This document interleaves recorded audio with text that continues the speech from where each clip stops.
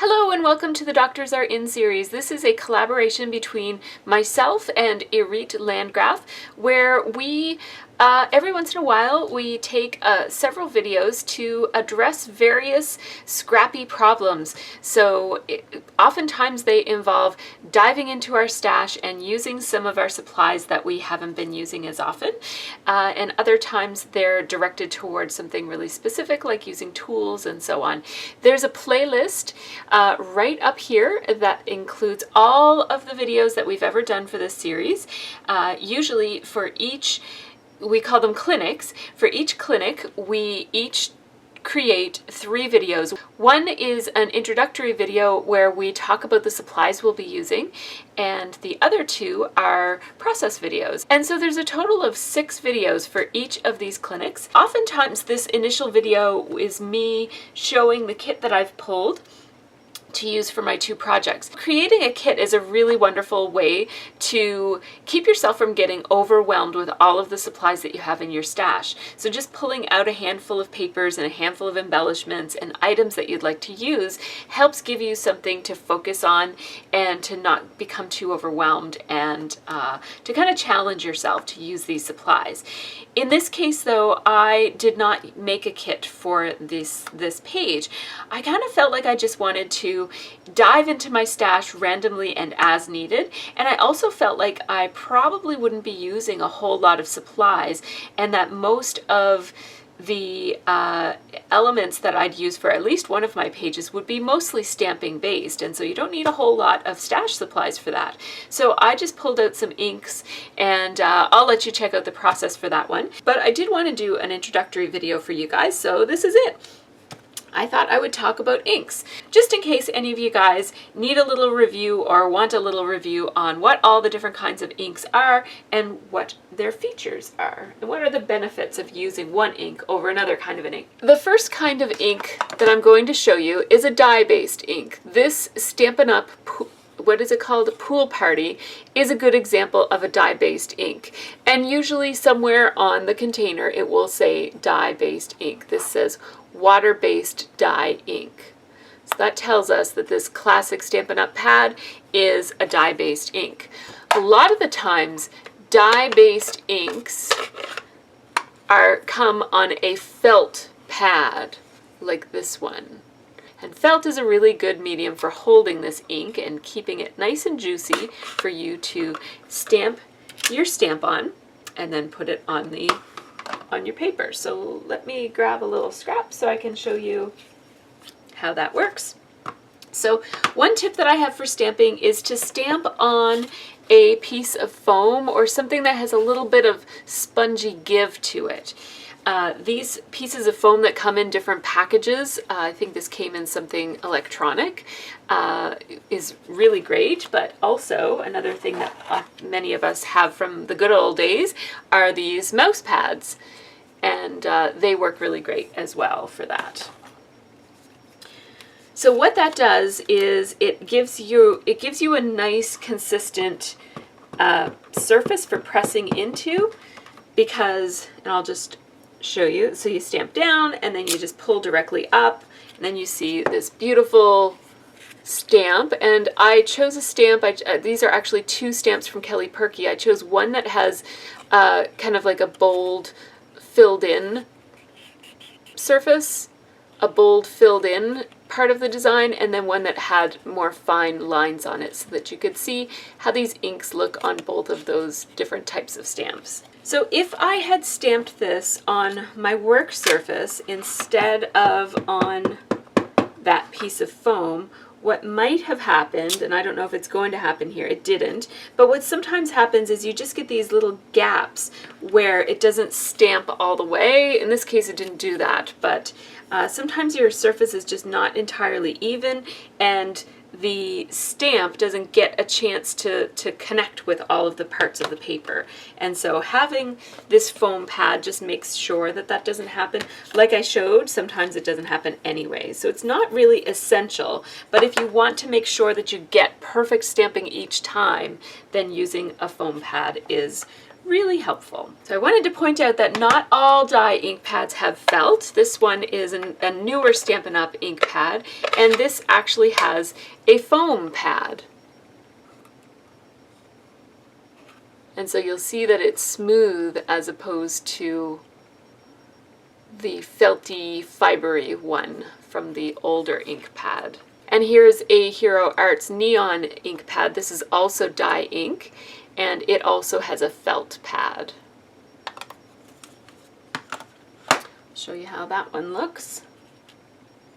It stamps like this. And this one stamps like this. Now, dye ink has a real watery consistency. You can re-ink your pads, and this, for example, is Pool Party Re-Inker. And when you re-ink your pads, you buy these re-inkers separately in most cases, and what you do is you'll notice just how watery this is as I pour it out. And it just absorbs right into the ink pad. But you'll see these parts where I went off by accident, and you can see how watery that ink is. It's quite watery.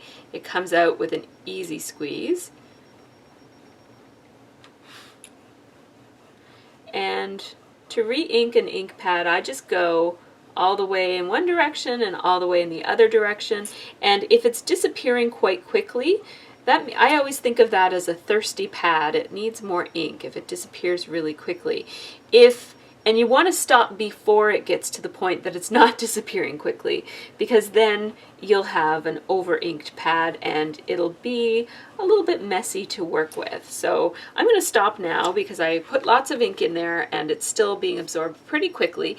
If I went too far and there was some ink left on the top, kind of like sitting on the top, and it wasn't absorbing in very well, I would just take a piece of paper towel and blot that off so that it wouldn't be messy the next time I worked with it. Both dye and pigment inks can be re-inked depending on the manufacturer and the brand. Sometimes you can buy re-inkers and sometimes you can't. So as you can see, dye ink is very watery in its consistency, and when you stamp onto paper using dye ink, the ink absorbs into the paper. It doesn't sit on top.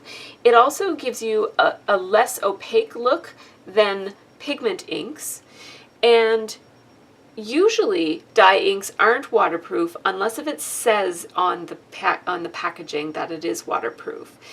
The other issue with dye ink is that it can fade over time, especially in sunlight.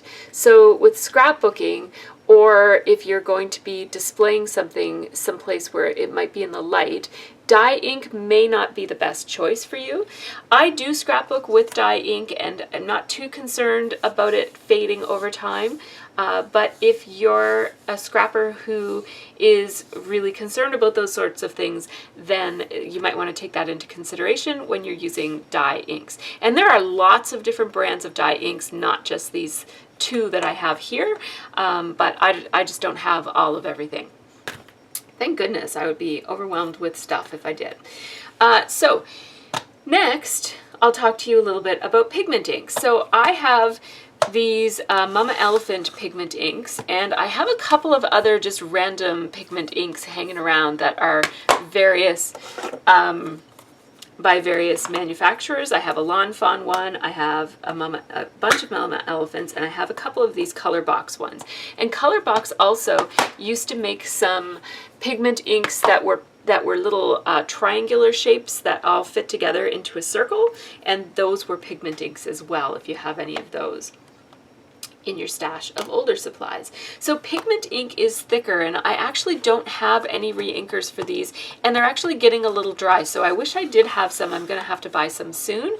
But if I did have pigment re-inker, you would be able to see that the ink in pigment re-inker is quite a bit thicker. So this is an example of a pigment ink pad. You'll see that it says pigment ink pad, and pigment ink pads almost always are foam as opposed to felt or other substances. So this is my Mama Elephant Ocean Pigment Ink Pad, and if I were to stamp with it, if I were to stamp with it, now this ink pad is really not very juicy, so I have to really press hard, and so I'm going kind of deep into the foam in order to pick up as much of that pigment as I possibly can onto my stamp.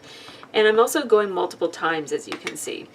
So now I'm going to stamp straight down and then straight up, and we have this beautiful crisp image. Pigment ink, as opposed to dye ink, tends to sit on top of the paper. It tends to be more opaque than the dye inks, and it takes a little bit longer to dry. However, you do tend to be able to get a more vivid color in general with pigment inks than you do with dye inks, and they don't tend to fade over time or in sunlight the way that the way that dye inks do. Having inked this into the pad so much, you can see one of the problems with stamping that sometimes comes up, which is that I have ink on my block now. And when I have ink on my block, that makes me a little bit more likely to make this kind of a mistake. I'm just going to kind of do it on purpose here, where I get a little bit of stray ink from the sides of my block.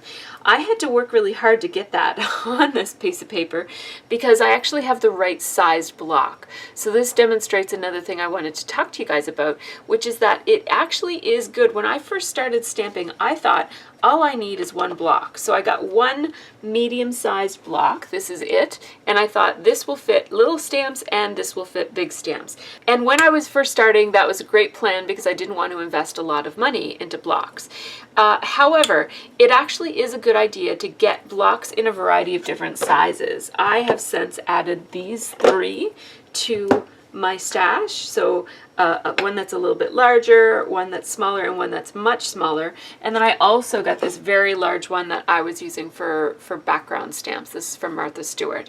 So I have an assortment of blocks now, and what I find is that when you're using a small stamp on a large block, what tends to happen is you're a lot more likely to get that stray ink from the edges of your block because the stamp might be way over here and you're stamping it and there's more room for wiggling and for this to actually hit your paper, and it might have ink on it and then you're messing up your project. So there is a good argument for getting several different sizes of blocks, especially if you're going to be stamping for a while. If it's going to be something that you're going to do often, it's probably worthwhile to have larger blocks.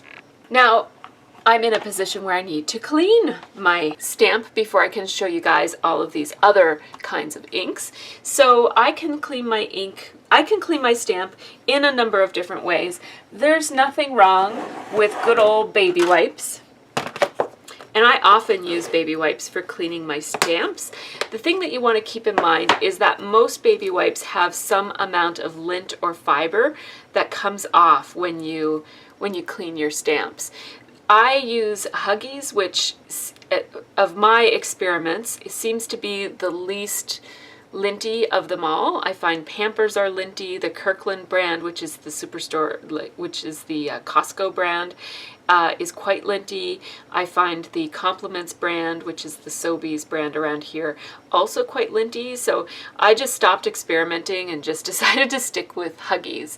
They're thicker and they're a little bit more expensive than other baby wipes, but if you buy them in bulk, I usually only have to buy them once every 2 years or so. I buy them in bulk at Costco, and they last me a good long time.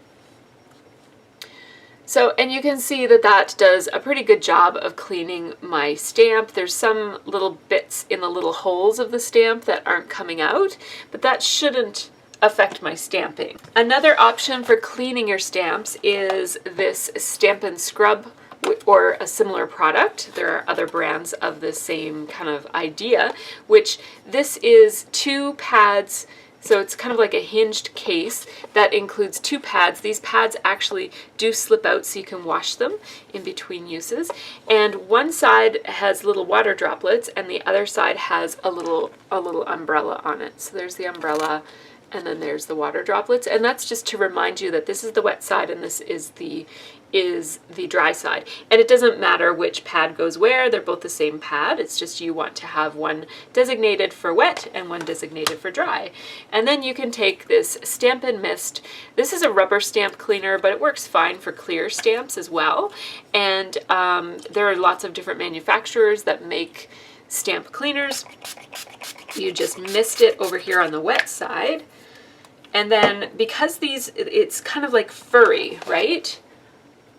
So because these little fibers are high, you kind of rub it around like that. I might have gone a little overboard on my misting cleaning solution. But now my stamp is all sudsy and wet, and now I rub it over here to dry it off. And a nice little dry. There we go, and now my stamp, although it is a little bit stained, it is ready to go. So that's a great way to clean your stamp. Another great stamp cleaning tool is this stamping chamois from Lawn Fawn. It does get stained as you use it, but it still works really well. And the nice thing about this is that it has no fibers at all in it, and you can use it to really kind of clean. It sucks off the ink and doesn't leave any fibers at all. You can tell by how squeaky it is, that it's like squeaky clean. So that's a nice tool for cleaning your stamps as well. So this chamois, like any chamois, does get really stiff when it's dry. So you have to wet it and squeeze the water into it to make it soft and supple so that it'll do a good job with it. You can also just use a non-linty piece of fabric to kind of like blot off your stamp to make sure that it's nice and dry. If your stamp is not completely dry, you might get a little bit of this happening, which is just like not quite crisp around the edges. That's because I stamped this when my stamp itself was still wet from having washed it. Another tip that I have for just, it kind of relates to cleaning your stamps, is to I keep these 4x6 pieces of paper. I buy them at the dollar store. They're really thin index cards. They're not lined. You can get them lined and not lined. And I just keep it beside me so that after let's say I've cleaned my stamp, I've dried my stamp, or else maybe I've used my baby wipe or whatever, but there's still just like a little bit of wetness on my stamp, I just stamp it off on this piece of paper, and it allows me to make sure that I've got a nice dry stamp instead of having any water. It also lets me know if there's any trace of color. Because this is white that I'm stamping on, I know that if I stamp it off there and nothing comes off and nothing shows, then I know that my stamp is nice and clean. You want to make sure that you clean your stamps in between use, or you will transfer color from your last stamp pad into your new stamp pad. And in the process video in my first process video, you'll see that I did that with this yellow ink pad. I inadvertently got some black on it, you can see there, and that affected my stamping. And what you do if that happens is you just take a piece of paper towel. You can actually wipe that right off because it's just on the surface. So yes, it does use up a little bit of your ink, but it saves the whole ink pad, because now the next thing that I stamp is not going to have a black residue on it. So let me show you these pigment ink samples. So this is the sample. I think these are both. Yeah, these are both from this one. And this is how that one looked when I didn't clean it properly. I did clean it, but I didn't clean it properly between stamping this neon pink and then stamping this blue. So you see that I got definitely some transfer of color there in my stamped image. So keep that in mind. I didn't stamp all of these just because I didn't think you needed that many samples, but just to compare a dye ink to a pigment ink. This one is dye, this one is pigment, and so I'm not sure if you can catch that, but the pigment ink is definitely a little bit crisper, only a little bit, but it definitely is noticeably crisper, especially if you look at, the pointy parts of the letters on the word. Oops, that one goes with that. Now, there are a couple of other kinds of ink that don't necessarily fall into these two categories. So we have StazOn, which is a solvent ink. StazOn is really wonderful because it is for all surfaces, so you can stamp it on non-porous surfaces like shiny sticker sets or shiny finished chipboard or transparencies, vellum. It'll do a really good job on your photos, no matter what finish is on your photos. So StazOn is wonderful. It also stamps a really crisp, vivid, dark black. So that's beautiful. And then the other one I wanted to mention is VersaFine. VersaFine is a fast-drying pigment ink, so it's a little bit different than these other ones. It says here it's oil-based, and I don't think those ones are oil-based. And it's designed to capture fine details. And so this is how this stamp looks stamped out with VersaFine, and this is it with StazOn. So really quite a bit more detailed.